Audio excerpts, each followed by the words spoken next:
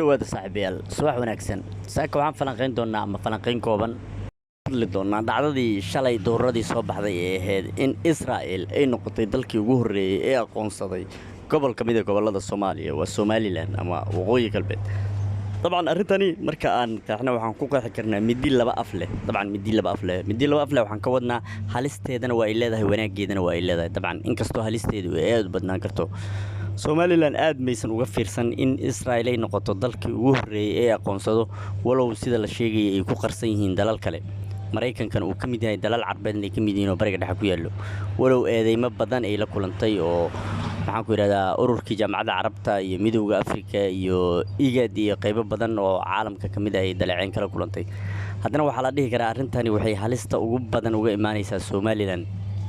weyn musiibada horta waxay tahay in Israel ay ku aqoonsato ma ahan wax sidaas loogu dabaaldegi karo xaqiiqatan markaan ka hadalno dal asagaba ictiraaf weyn aanan caalamka ka haysan isla markaana dalal badan oo reer galbeed ah iyo maxaan ku yiraahdaa bariga dhexe iyo dalal waaweyn oo dhaqaale leh inta badan ba aysan aqoonsanaynba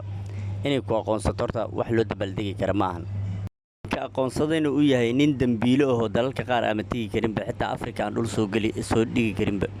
marka taasuna waa ceeb kale dabcan inta uu dal xoreey u joogo Soomaaliya dabcan loo baqi ma iyaduna oo nin diblomaasi ah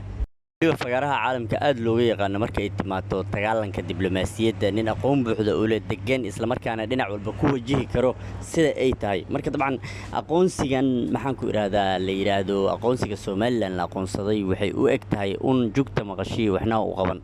kasto aad looga dabaaldegayay Hargeysa haddana dabcan saacadaha soo socda waa arki doonaa wixii kala soo kordhay beesha caalamka iyo dadweynaha iyo warbaahinta caalamka waxa ay ka qoraan walow weli aysan ahayn wax lagu farxi karo walow Somaliland ay aad ugu farxday Soomaaliya iyo madaxweynaheedana war wanaagsan inuu ka soo yeeray ayaa la fili doonaa baarlamaanka iyo wasiiraduna waa ay shireen sida la sheegay shalay